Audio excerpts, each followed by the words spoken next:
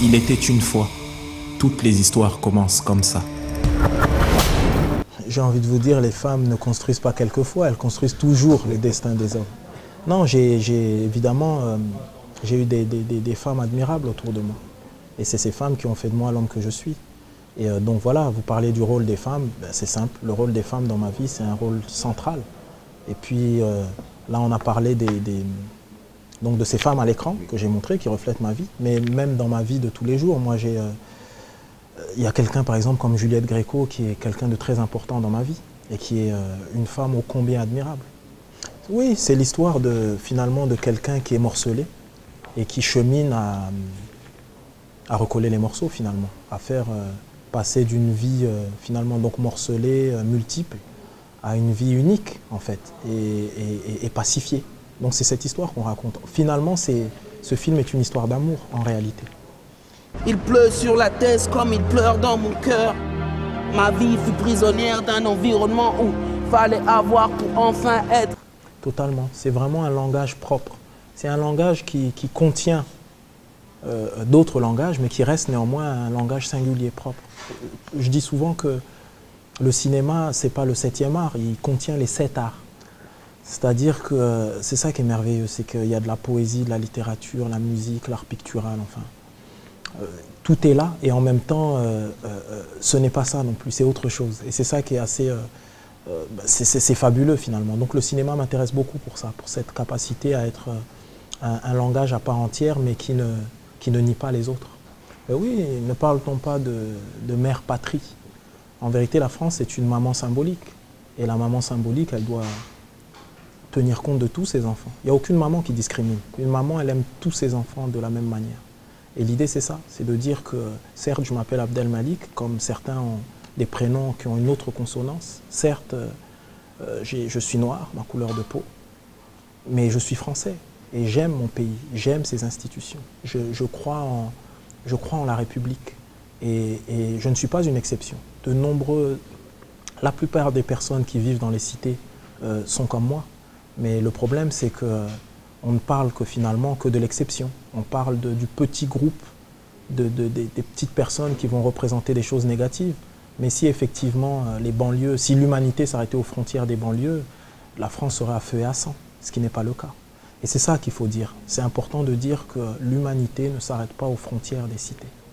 Mais qu'est-ce qu'on a fait? Vous nous embarquez pour rien là? Oh, je parle comme je veux, lâche-moi grave, je te dis. Oh, toi t'es mon petit frère. Je parle comme ça aux gens, tu me fous là devant tout le monde.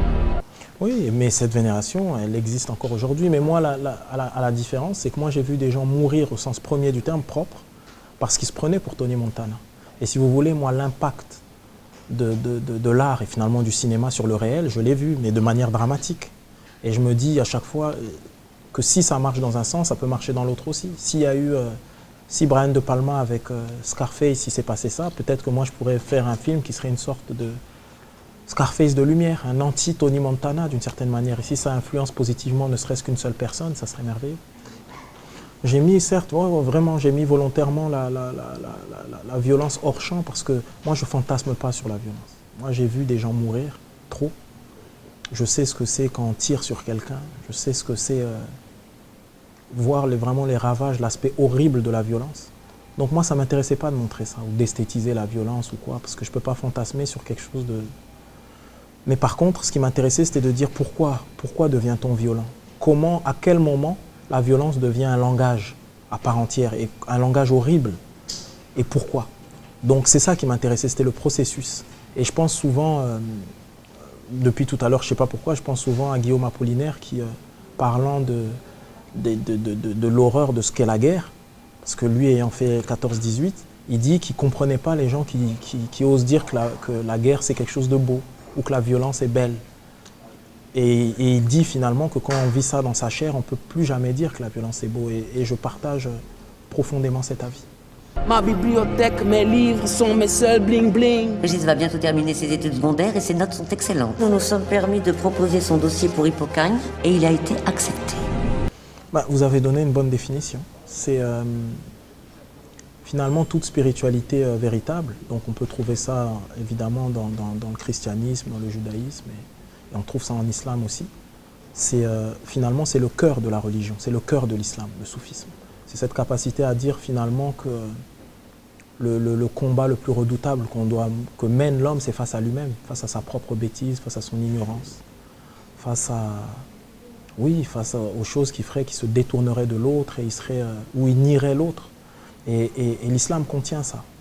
Et voilà. Et donc, moi, personnellement, en tant que musulman, c'est ce que je vis, mais j'ai envie de dire que ça, je le vis à titre personnel, à titre intime. Et si j'en parle aujourd'hui, c'est parce qu'il y a tellement d'amalgame, il y a tellement cette religion, cette belle religion qu'est l'islam est prise en otage par des fous. Et aujourd'hui, c'est important de dire haut et fort que comme les autres spiritualités, l'islam est une expérience d'amour, de paix et d'acceptation de l'autre dans la différence. En fait, c'est quoi hippocampe là?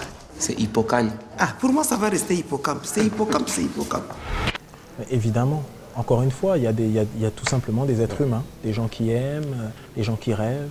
C'est vrai qu'il y a des gens qui ont peur, et voilà, mais il y a des êtres humains comme partout. Et c'est important, ça, de dire que ce qu'on appelle le problème des banlieues, ce n'est pas le problème des banlieues. D'abord, si problème il y a, c'est un problème français.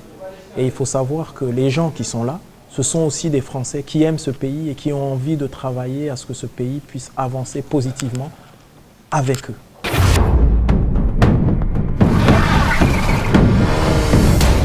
Ah, ça dit pas de la coke ou de l'héros.